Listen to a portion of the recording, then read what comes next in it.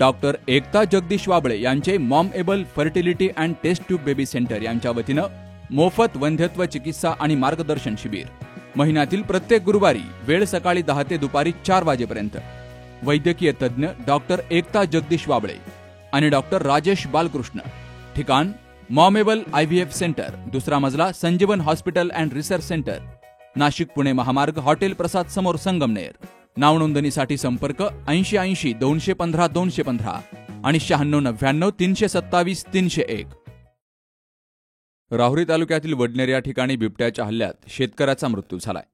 ही घटना आज पहाटे घडली आहे. तर घटनेनंतर माजी मंत्री प्राजक्त तनपुरे हे आक्रमक झाले असून त्यांनी वन विभागाच्या अधिकाऱ्यांना धारेवर धरले. बिबट्याच्या हल्ल्यात शेतकरी शोभाचंद गव्हाणे यांचा मृत्यू झाला, तर त्यांचा मृतदेह ग्रामीण रुग्णालयात उत्तरीय तपासणीसाठी आणला गेला. तेव्हा माजी मंत्री प्राजक्त तनपुरे यांनी या ठिकाणी धाव घेतली. बिबट्याच्या हल्ल्यात शेतकऱ्याचा मृत्यू झाला ही घटना अत्यंत दुर्दैवी असून मी या प्रश्नावर अनेकदा विधानभवनात आवाज उठवलाय, मात्र अद्यापर्यंत सरकारला जाग आली नाही. सरकारला जर जाग येत नसेल तर हे बिबटे मंत्र्याच्या बंगल्यात सोडावे लागतील, असंही प्राजक्त तनपुरे यांनी म्हटलंय.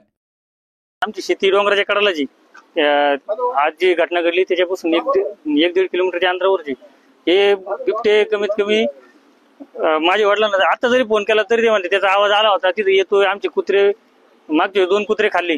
वन विभागांना अधिकाऱ्यांना फोन केला, आपल्या आमदार साहेबांची PA शालार पाटलांना फोन केला.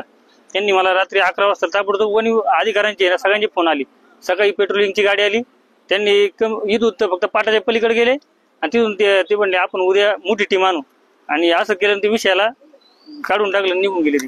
त्यानंतर 2-3 दिवसांनी परत बिबट्याचा आवाज येतात, पण त्यांनी काही कोणती कारवाई केली नाही त्याच्यावर. विद्युत मोटर चालू करण्यासाठी शेतात गेले असता त्यांच्यावर तिथं दबा धरून बसल्या वाघाने हल्ला केला. तर हल्ला केल्यानंतर 100-150 फूट त्यांना ओढत फरफटत नेलं आणि ते ऑन द स्पॉट जागेवरच मयत झाले. असं विषय. यापूर्वी तुम्ही केंद्राची मागणी केली का? आम्ही आमच्याकडे वरचा पठारी पट्टा येतो, जंगल एरिया आहे जरा. आम्ही वेळोवेळी फॉरेस्ट डिपार्टमेंटला मागणी केली असतं, त्यांचे उत्तर येतात तिथं तुम्ही घेऊन जा पिंजरा वगैरे ना. आणि 100% वन विभागाचं दुर्लक्ष केलं जातं आमच्याकडे. आज हा जो जीव गेला म्हणजे वय वर्ष 50 आहे त्यांचं आणि बाहेर पडावंच लागतं. लाईटीचा प्रॉब्लेम आहे, त्यावेळेस मोटरी चालू करणं बंद करणं या गोष्टीसाठी जावंच लागतं शेतात वगैरे ना. तर फॉरेस्ट डिपार्टमेंटने आता ज्या वाघाने हल्ला केला त्याची तात्काळ कारवाई करून तो पकडला गेला पाहिजे, कारण त्याला आता तो आणि दुसऱ्या यांच्यावर पण हल्ला करू शकतो तो. आणि साहेब विषय असा आहे का आमच्याकडे वाघांची संख्या 1 नाही 4 ते 5 वाघ आहेत आणि लोकवस्ती सगळी डोंगराच्या कडेनीची. समजा ना, शेतात जाणं हे नाही. हे जर पकडले नाही गेले तर इतर जे लोक आहेत त्यांच्या सुद्धा जीवाला धोका आहे. आता आपली मागणी काय राहील? आमची एकच मागणी का ज्या वाघाने हल्ला केलाय तो वाघ लवकरात लवकर पकडला जाऊन त्याला दुसरीकडे कुठेतरी सोडण्यात यावे,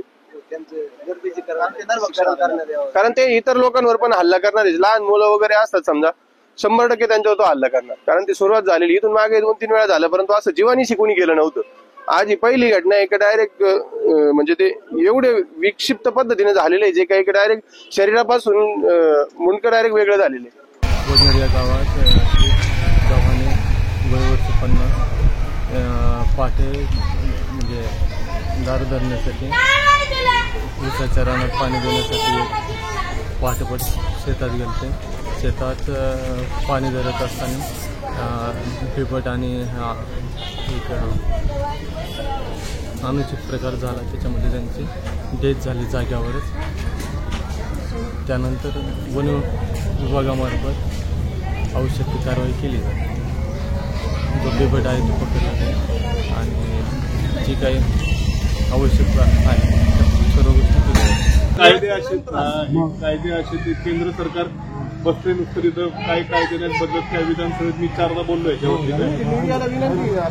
या मंत्र्यांच्या बंगल्यात सोडले पाहिजे. मंत्र्यांच्या बंगल्यात त्यांच्या बंगल्यामध्ये यांना कळेल शेतकरी कसं फोटो काढा, ते फोटो एकदा कळू जनतेला ती काय परिस्थिती होती.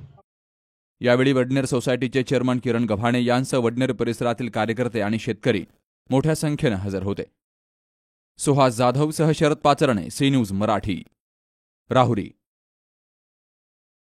लग्न सोहळा म्हटलं की कन्यादान, कन्यादान म्हटलं की फर्निचर आणि फर्निचर म्हटलं की साई कमल फर्निचर.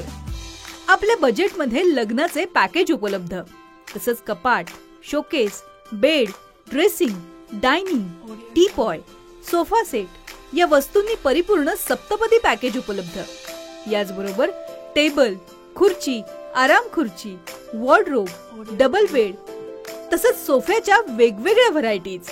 अर्थात घरासाठी आवश्यक ते सर्व फर्निचर म्हणजेच संगमनेर मधील साई कमल फर्निचर. साई कमल फर्निचर इथं ऑर्डर प्रमाणे सुद्धा फर्निचर तयार करून मिळेल. आजच भेट द्या साई कमल फर्निचरला. प्रोप्रायटर गणेश साहेबराव सातपुते, वसंत लॉन्स समोर, संगमनेर. मोबाईल 98 814 73 753.